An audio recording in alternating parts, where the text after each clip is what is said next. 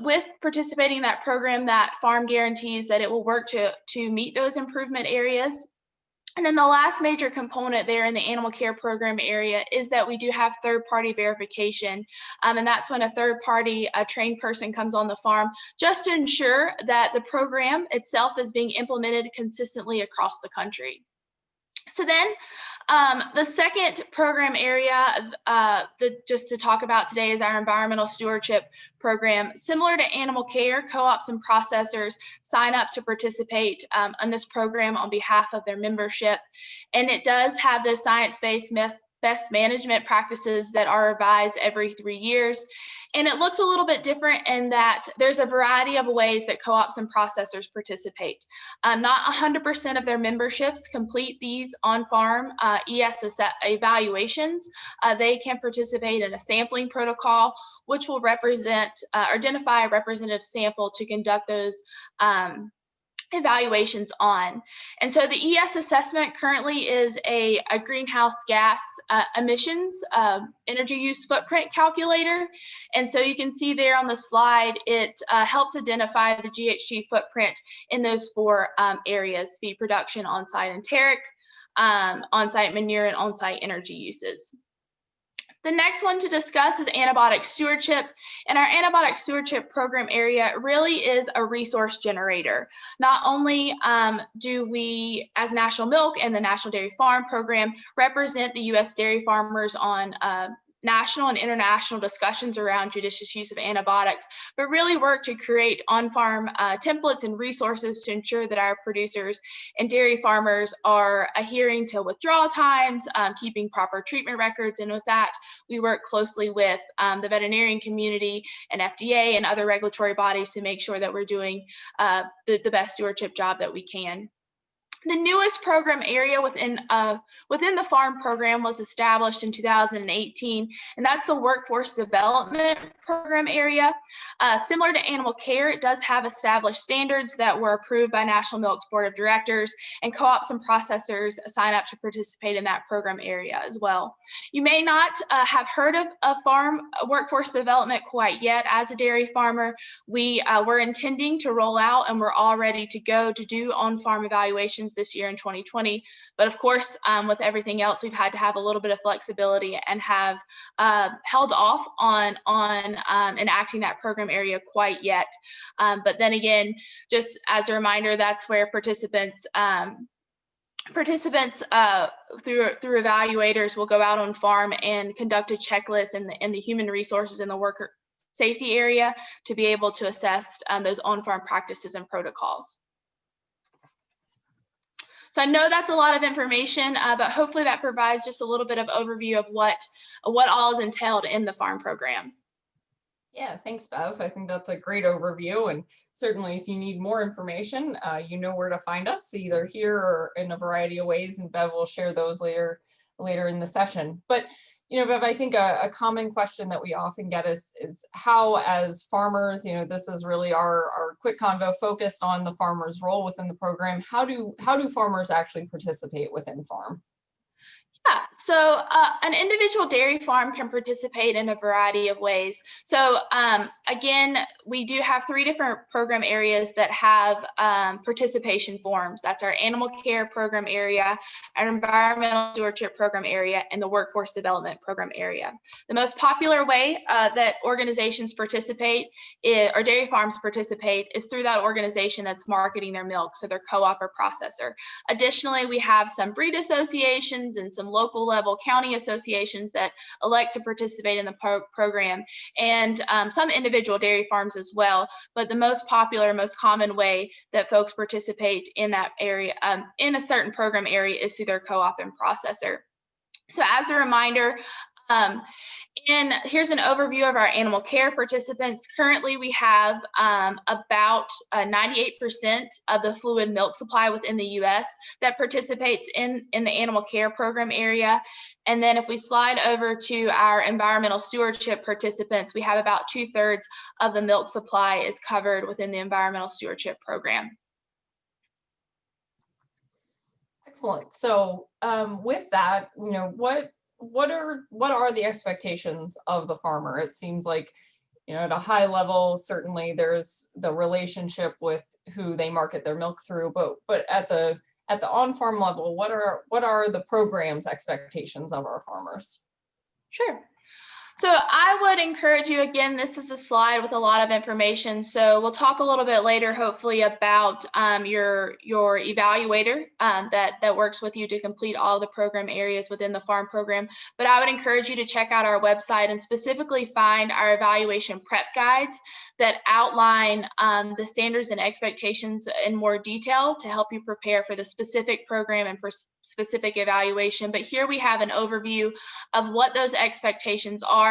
In terms of the animal care program, like I mentioned earlier, all participating dairy farms are expected to meet the standards that are outlined within the current animal care version. And if they're not meeting those animal care guidelines, then they agree to certain once those have been identified to meet those standards within certain timelines. Additionally, with that, it means that during an evaluation, during an animal care evaluation, that a farmer would be able to provide those written protocols and procedures that are requested of them by the evaluator and assist where needed in completing that on-farm evaluation. Similar in the ES program area, just looking for those producers to assist and provide that data as needed when the evaluator requests it. And same goes for workforce development as well. When we look at the antibiotic stewardship program area, it's really coming down because there's not an on-farm assessment specific to animal care, although we do encompass some of those antibiotic stewardship principles within the animal care evaluation. Specifically for antibiotic stewardship, it's really working closely with your veterinarian to make sure that all drugs are properly used, that withdrawal times are held for meat and milk, and keeping those treatment records as necessary. But again, I would encourage you to check out our website and find those evaluations prep guides that go into more details about what each individual evaluation looks like in those three areas that have on-farm evaluations and the necessary steps for dairy producers. Thanks, Bev. So, I think we mentioned in last week's, but if we had a dime for every time we were asked, where are the farmers involved in the decision-making process? How can farms provide input? And really, how are farmers involved in program leadership? Can you go into a little bit of kind of where we have that farmer relationship and input to drive the decisions that are made kind of across all of the program areas? Sure. So first and foremost, I would encourage you, if you're a dairy farm in a co-op that's participating in one of the farm program areas, to be involved in the co-op level. Be involved in the discussions, not necessarily just on your co-op boards, but be involved in the discussions that your organization is have about which program areas they participate, how they are participating, what participation looks like, and what resources they're providing with farmers, and what they're doing with the data that's received from the program from each of the program evaluations. So that's the first place that I would encourage you to be involved is at your local co-op, or if you're able to be involved in the processor aspect as well, or if you're participating through an association. In terms of actual farm program leadership at a national milk level, you can see here's a flow chart of how decisions and influences are made. Those red numbers or red boxes that are circled there, that's the percentage of those folks that are farmers themselves. So you can see at the bottom, we have a Farmer Advisory Council, which is revised every 3 years, that has between 18 and 20 dairy producers that represent all sorts of operations, everything from different types of breeds, sizes of herds, milking facilities, locations geographically, what and how where their end product goes. And so they provide on a monthly basis, at a minimum, they provide some feedback to us on what activities are being taking place within the program, what direction we're going, and we actively seek out the support and feedback from that group. You can see there, as it moves up, there's farmer representation into those different task forces. I mentioned those a little bit earlier. Those are the folks that actively review and revise and draft the standards or statements that are put out by the farm program. And so they do a lot of what we call the sausage making of the process, and they're represented by dairy farmers as well. Moving on up, again, if you're not familiar, the farm program is funded through the dairy checkoff, but it is administered by the National Milk Producers Federation, which is the DC representation for dairy cooperatives.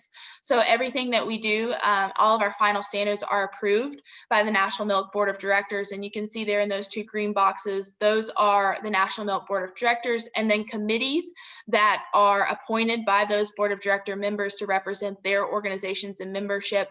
And they, again, are heavily made up of dairy farmers themselves. The other thing that's not on this chart that I would strongly encourage you to do is that for each of our evaluation forms, before we approve and send that for final approval from the National Milk Board of Directors, we release those draft standards on our website for review and feedback from the general public. Now that could be anyone from a dairy customer, a general consumer, a veterinarian, but also from the farmer community as well. And so we try our best to communicate that out through National Milk's membership, through the farm participants, through our dairy publications, our hordes and progressive dairymen of the world. And we'd encourage you, when that opportunity comes up and there's time for revisions and feedback, for you to submit that feedback. We clean through that feedback and try to take it line by line and see what there's a common theme of what changes should be made and what there's agreements in. Great, thanks, Bev. And again, I think just to reiterate, please, if you don't know who the folks are that are serving in these roles, feel free to reach out to us or check out our website.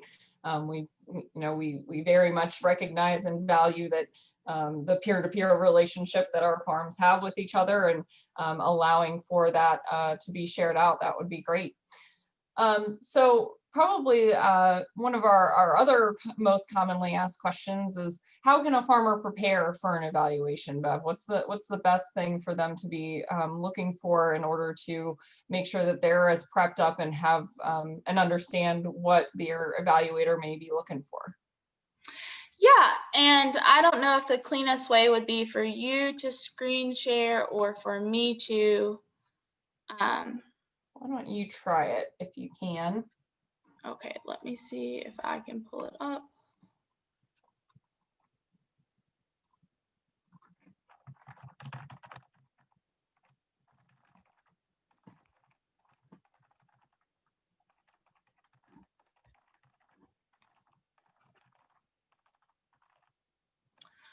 All right, so I would say that one of the most important resources to be aware of if you're a dairy farmer participating in the farm program is our website.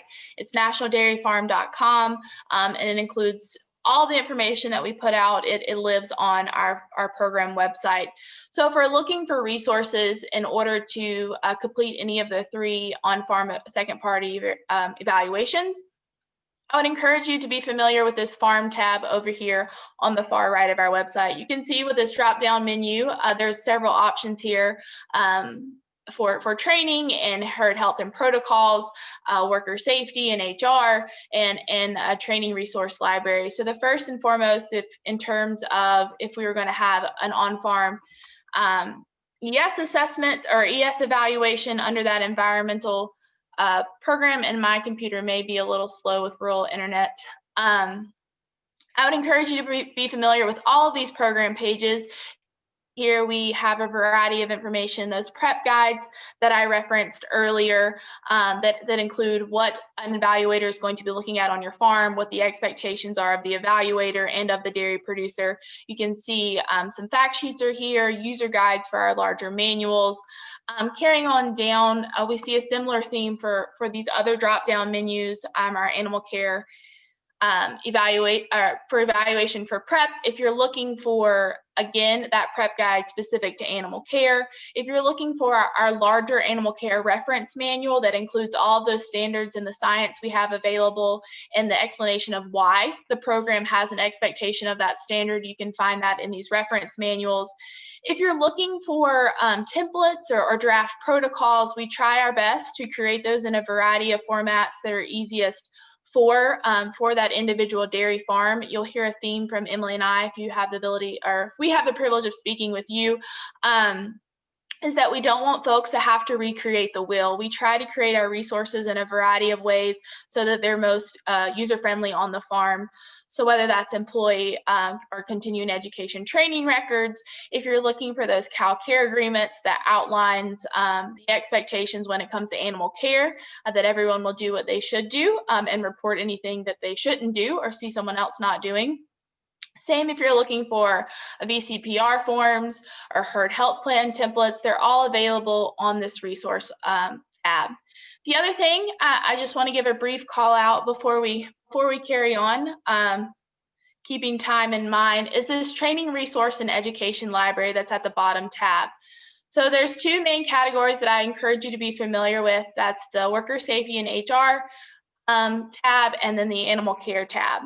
If you're needing to complete continuing education yourself as a dairy farmer, or if you have some employees that you're looking for material to help them, whether that's their yearly revision or yearly refresher of content, or if you have a new employee that you would be able to train, we've worked closely with some internal industry stakeholders to be able to share out the materials that they have created, whether that's pharmaceutical companies, equipment manufacturers, extension departments throughout the country, to try to create a unified singular place where folks can come to try to find those resources in these specific areas. If we're talking about calf handling, euthanasia, fitness to transport, heat stress, herd health, hoof health, VCPR information, stockmanship, and Spanish and English, and some resources in Quiche as well, all live within this website that I would encourage you to be familiar with if you're looking or needing those resources to prep. Great, Bev. And then before we go into our questions that are coming in, both on Facebook and within the chat function here, probably the last thing, who can help assist farms in preparing for the evaluation? I know you touched on it briefly there, but and also completing any of those corrective actions that may pop up if a standard isn't met at the time of an evaluation. Yeah, so as a reminder, that organization that you're participating in the farm program through, that co-op or processor, should be your first stop resource for anything farm related. So I would encourage you to ask those folks if you have questions, your field rep. But the other person that is really important is the person who's actually doing those on-farm evaluations, and that's your farm evaluator. That person may be trained in both animal care and environmental stewardship or one program, but that person should serve as that resource for you when you have questions about maybe what's going on in the leadership within the program, how standards are created, what the current standards and expectations are. They should be there to help you to complete any of those corrective actions or unmet standards that are identified during that evaluation, or if you're looking on the ES side of how to make improvements after you've received your GHG data, what those improvements could possibly be. So again, that's another person that's essential to being able to complete the program in a successful manner.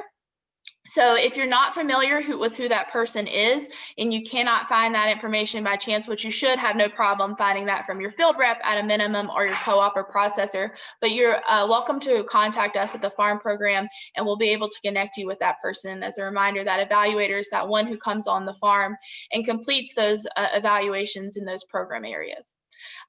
For those folks who may have questions about what an evaluator is, that's someone that has to meet minimal qualifying standards. They need to have experience within the dairy industry or educational related experience, or a combination of both, that ensures that they have a strong understanding of what dairy farm practices are and their own hand experience to be able to first before they're able to take our training and take that training and qualify by taking and passing our exam. And then they retrain annually to ensure that we have them calibered right.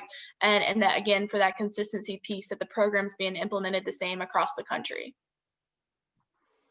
Great. And Bev, we've got, I'll leave the first question about your Christmas tree till last.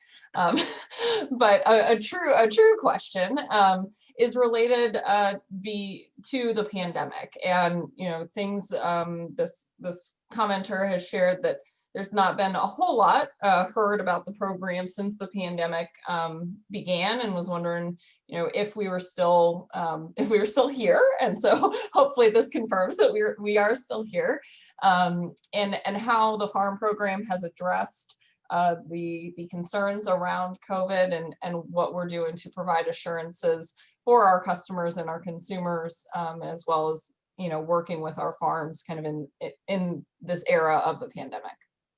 Right. So I think it's safe to say across the board that 2020 has been completely unexpected on how it would turn out and what it would entail. So like with everything in my life, and I'm sure that it would be hard pressed to find someone that's had absolutely zero adjustments or impacts due to the coronavirus. The farm program itself in March took a look at the situation, and we were able to work closely with some folks that are experts in this area, and keeping in mind that the program is all across 49 states. It represents about 34,000 dairy farms, and we have about 250 folks that go on farm and complete evaluations. We made the choice that we would extend deadlines for evaluation dates and corrective action dates due to the virus. So what that means is that we do have some co-ops and processors who have elected to continue to do evaluations, taking their own precautions, and if they're comfortable to do so, and whatever their leadership of their organizations have allowed them to do. They have continued to do evaluations, but from a program-wide standpoint, we have continued to extend those deadlines and for evaluations and corrective action timelines. With that, especially in the last few weeks, we've had some folks that have elected to return to doing those evaluations in a variety of different ways. And we've tried our best to share out some resources about ways moving forward that we can continue to complete evaluations on farm, whether that's holding or conducting interviews over the phone, it's setting out those protocols to review in an office and having less human-to-human contact. But at this time, there's a variety of ways, and we'll continue to put out resource to aid in that, but evaluations will continue to be conducted. The other thing that we have elected to do, because at this point, the reality is we're almost a year out of place, is that we have extended the time that the current animal care and ES standards will be in place. Currently in version 2 of environmental stewardship and version 4 of animal care. Originally, they were supposed to go to the end of 2022. They will now go to the end of 2023, because we know that eventually there'll be some backlog in trying to get everyone assessed and up to date. Emily, I don't know if there's anything else that you had in mind to add to that conversation as well. Yeah, I think some of our pieces of the puzzle continue to be shifted, as understandably, and we're continuing to look to how we can better use technology to continue to provide assurances throughout the supply chain without having to have that physical on-site component of it. It's not to say that that's ever going to fully go away. We're keeping tabs kind of on our other, particularly our other barnyard species, in addition to other industries, as to how they're adjusting their operations. And so I think as we continue to move forward, we're very open to ideas, and certainly will continue to communicate those out as we potentially have to make more adjustments as things move forward. But if you have, again, any specific questions or how, particularly for the farmers on the quick convo here today, of how your cooperative or processor is managing through the pandemic, contact your evaluator, contact your representatives, or feel free to reach out to us as well. Yeah, and the other thing, since we're on this question that just popped into my mind, a big component, that bread and butter piece of the animal care program is the third-party verification piece. And again, based on our sampling protocol for third-party verification, it's been completely thrown off kilter with coronavirus, but we do have some individual cooperatives that are and processors that are electing to continue that on their local level. So if you hear conversations of that, please know that we know that's happening program-wide. And with that, if you also hear conversations, and I think it's important to note, this is not just about third party, but anyone coming on your farm saying that they're there to do an evaluation, that they're there from an organization to check in on anything going on your farm, know that it's completely in your right, and encourage that if you're not familiar with who that person is, to reach out to your co-op or processor or us as the farm program to ensure that that person should be on your farm. Great. Well, Bev, I think maybe we have time for one more question before we wrap up, if that seems reasonable. You know, probably as a lot of different things have come because of the pandemic, what if an undercover type of situation does happen? How do we handle that currently within kind of this pandemic arena? And really, how do we handle that on a normal basis? Sure. So to say that undercover activity has been limited due to 2020 COVID coronavirus is not true. So just keep that in mind. I think first and foremost, the important thing to do in terms of undercover activity is to be proactive. I would encourage you to know first and foremost that each of your employees are properly vetted when they come on to the farm, when they go to be interviewed. Make sure that you're thoroughly asking them questions about their animal care experience, that you're calling their references. A quick Google or Facebook search will go a long way. Secondly, I would make sure that you've outlined and had all employees sign a cow care agreement that explains that they will properly take care of the animals and handle them as they should, and that they'll report any situations that are inappropriate. So that expectation is very clear. Make sure that your long-term employees and those folks that you know that have been there and family are fully aware of what the expectations are and are familiar with a program called See It, Stop It. This is an anonymous hotline where they can call in things that they think are inappropriate or things that they feel more comfortable sharing that way. So we make sure that any abnormal activity is reported. With See It, Stop It, they do contact us at the farm program, and then we'll reach out to your co-op or processor or you to make sure that we address that situation as needed. From a farm program standpoint, we do have the willful mistreatment protocol. So all of those farms through their co-ops and processors that are participating in the farm program agree to participate in the willful mistreatment protocol as necessary. So what happens if we were to receive any credible evidence through a variety of ways, whether that's a video or photos, a written documentation, a telephone call that has evidence that's deemed credible by an ad hoc created committee. So that can be folks who are on our animal care task force, on our board of directors, on our animal health and well-being committee. They review that footage or whatever that evidence is, and if it's deemed credible, we will enact our willful mistreatment protocol. And really the protocol exists so that we can have an outlined way to go in and investigate, and a way to mitigate and have a process for ensuring that we identify any problems that are on the farm, that if there's any outlined corrective actions that need to be made, we have a timeline to do those, and to aid in conversations when it comes to the supply chain, because we all know that we want, as individuals and organizations and companies, we want to make sure that our product looks the best and customers are no different. So that's how that program or the protocol exists and works, is being able to provide a plan to investigate and identify if there's any actions or willful mistreatment that has taken place. Great. Well, Bev, you want to tease when our next quick convo is going to be, and we'll wrap things up, but appreciate everybody joining us. That is a great point, and my mind just went blank of when that exact date is. We will have one more in November. I would encourage you to check out our website to be able to see when those are taking place. The other thing that I would leave you with is our contact information. there. So be sure to check us out on social media at Farm Program, at our website, nationaldairyfarm.com. That's where the recording of today's session and last week's session, which is an overview of the farm program, as well as the future date that's escaped my mind at the moment. And then our dairy farm at nnpf.org email address if you need to contact any of the farm team. With that, thank you guys for joining us today, and I hope you have a good rest of your day.